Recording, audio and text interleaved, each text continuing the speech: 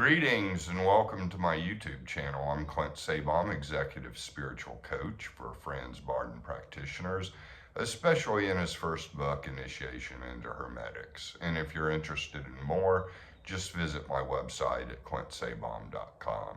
In today's video, basically I'm going to be sharing an interesting shamanic journey or a shamanic type of journey. I don't want to claim Native American rituals because I'm not Native American, but it was very similar to things I had read about in books about shamanic journeys. And perhaps reading those books about it was actually a block in this experience. And what happened is I was living in a bohemian scene in Atlanta, and there were lots of people around most of the time. And I wanted to take a solitary retreat. So I drove from Atlanta to Savannah, Georgia, booked 2 nights at a hotel, and decided to have the weekend as kind of a solitary retreat. And I kind of went into a very, very deep shift of being kind of full of presence, I guess is the word I would use, as Eckhart Tolle talks about presence, but I was very full of presence. And the second night I was there, I felt like laying down, maybe I should say lying down. I always get confused about the grammar on that. But anyways, flat on my back on the bed. Those hotel beds can be really comfortable. Hopefully you stay in a hotel room where the beds are very comfortable. And this bed was quite comfortable, but I felt an energetic shift happening when I kind of walked in the door from the beach. I was on Tybee Island in the beach, and I walked in the door of the hotel room and I started to feel a big energetic shift in me. So I basically got flat on my back in the bed and closed my eyes. And I basically sank, but I was following a totem animal, and it seemed like a wild boar that was burrowing a path in the earth to go to the lower world. And as some of you may know, and have familiarity with shamanic cosmologies, the lower world is not like the underworld necessarily. It's often a world of nature and natural setting where you can meet guides and the animals talk, and most of the experiences I've heard about it are very, very positive. So it's a little bit different than the Western scene of the world below. And that kind of goes along with earth-based spiritualities. So anyways, I was following this wild boar into the ground, just kind of automatically. It's not like I was consciously trying to move. This just starts happening to me. It's not something I'm doing. It's happening to me, as most of my visions and journeys are into different worlds. It happens to me.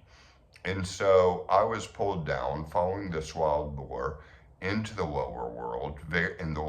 We got through the hole, and I could kind of peer into the lower world of blue light and trees and forests. And the thought came, oh wow, I'm basically doing a shamanic journey without the drums, without ayahuasca, stone cold sober, stone cold, baby, and I'm just doing it here. This is amazing. This is really what I've read about. And I popped out of the journey immediately and was back conscious again. I got too amazed. I got too grandiose about the whole thing, and I lost it. And the lesson here is, I think, with journeying into other worlds, or even having visions, if you get too amazed or too fearful, it won't happen.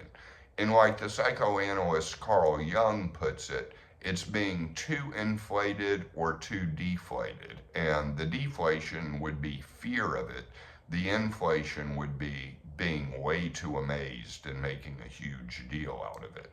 And you kind of want to be in the middle. You kind of want to think, this is just a journey. This is just happening. Be very kind of almost half indifferent to the whole thing happening and just let it happen as part of the universe. This is part of the other worlds, and there's nothing to be afraid of, and there's nothing to be too wowed by. This is just how it is, and the journey goes on. I think that's the mentality you want to be in. So I learned an important lesson there. And again, I think reading about it beforehand basically messed me up. You know, I think if I hadn't read about it beforehand, I would have just let it happen. And then I could have read about it after and said, oh, this is what happened to me. But because I had read so much about this, I dramatized the whole thing. And dramatizing mysticism, dramatizing magic, can definitely be a block if you're over dramatizing it, you know, and drama can lead to fear, or it can lead to grandiosity and being too amazed. And so, yeah, I mean, hyper dramatizing the mystic world is not something I would recommend. It's just kind of the way things are. It's just kind of the way this realm of existence is set up. And so, just let it be, as the Beatles say. Let it be, and go on the journey and have a good journey. And I did read a book, I can't remember the author or anything about it, but it was about this guy that led shamanic retreats, and he soul traveled all the time and just went to all these places. And anyways, I had read about his experience, and it sounded very much like what I was going through, and that blocked me. It was also Michael Harner, who is a good author on some of this, and well, you know, it kind of got in my head, and I was kind of too amazed I was doing it, and then I lost it. But it's no big deal. It was a learning lesson. It happened.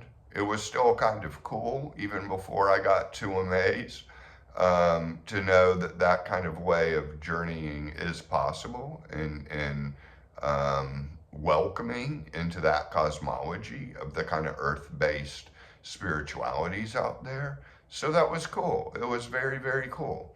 So hopefully you got some takeaways from this video. And again, you're interested in group sessions or individual sessions, transmissions, just contact me through my website at clintsabom.com, and you can see links to more of my content as well. So many blessings to all of you. Thanks for continuing to support my channel, and I wish you all the best in the days to come. Let us move forward through difficult times in our planet's history. Amen.